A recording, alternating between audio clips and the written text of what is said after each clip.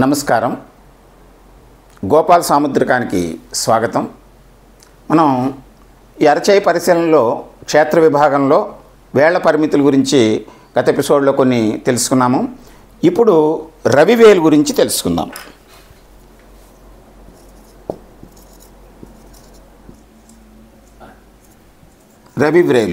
రవివేలు ఇది అనామిక. దీని పరిమితి ఎలా ఉండాలి? మనం గతంలో చెప్పుకున్నట్లే ఈ మధ్యవేలికి మొదటి కణుపుకి సగభాగం వరకు ఉంటే అది సహజమైనటువంటి వేల యొక్క పరిమితిగా మనం గమనించవచ్చు. సహజమైనటువంటిది. అయితే ఇక్కడ మనం రవివేలుని పోల్చుతున్నప్పుడు మనం శనివేలుతోటి గురువేలుతోటి కూడా పోల్చాలి. సాధారణంగా ఈ గురువేలు రవివేలు ఈ మధ్యవేలు శనివేలుకి మొదటి పర్వం సగభాగానికి ఉండి సమానంగా ఉంటాయి. అలా కాకుండా కొన్ని సందర్భాల్లో కొంతమందిలో ఈ రవివేలు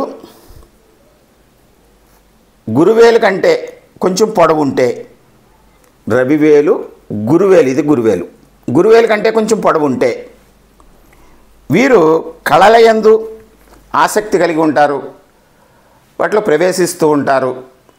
కానీ గురువేలు పొట్టగా ఉండటం వలన రవివేలు పొడిగి పెరగటం వలన వాటిలో ఆధిపత్యాన్ని ప్రదర్శించలేరు.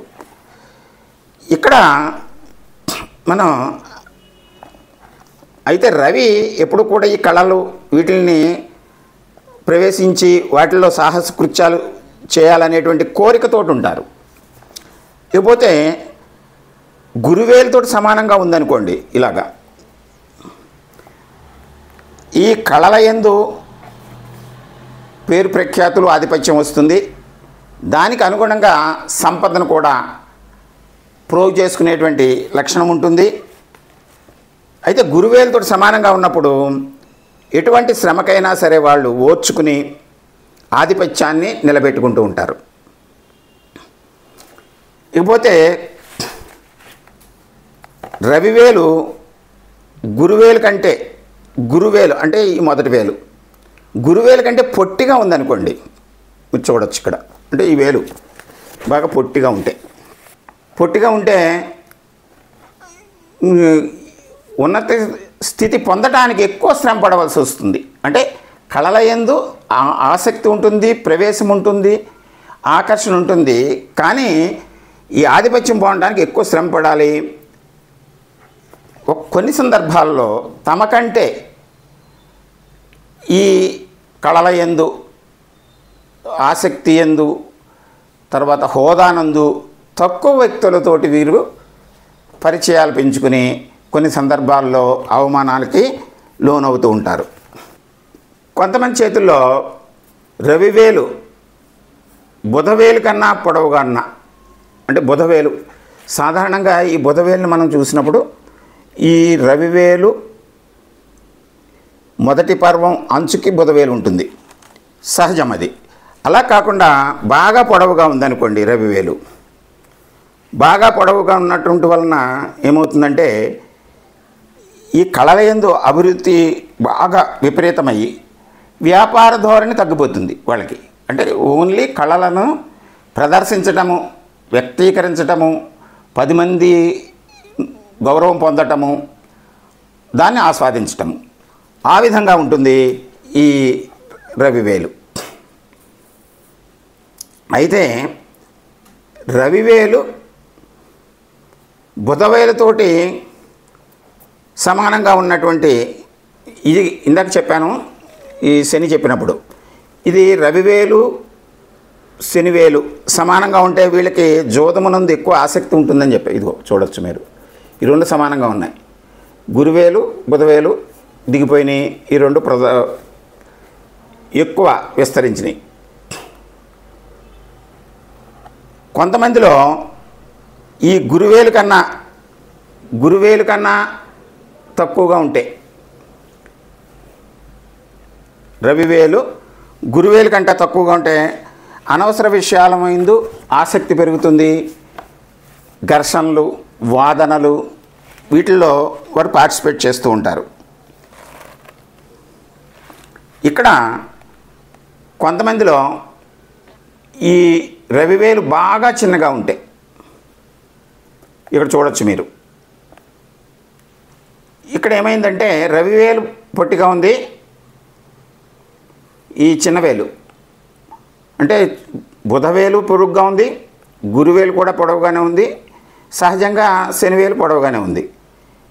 ఇటువంటి వ్యక్తులు ఈ కళల యందు వీటి యందు ఆసక్తి తగ్గి, ప్రావీణ్యత తగ్గి, వాటిని ప్రదర్శించాలని ప్రయత్నం చేసినప్పుడు అపకీర్తి పాలవుతూ ఉంటారు, వాటిని సరిగా నిర్వర్తించలేక. ఈ విధంగా మనం రవి అనేటువంటిది ముఖ్యంగా మనం ఆకర్షణ, రవిస్థానము, ఆకర్షణ, ఆధిపత్యము,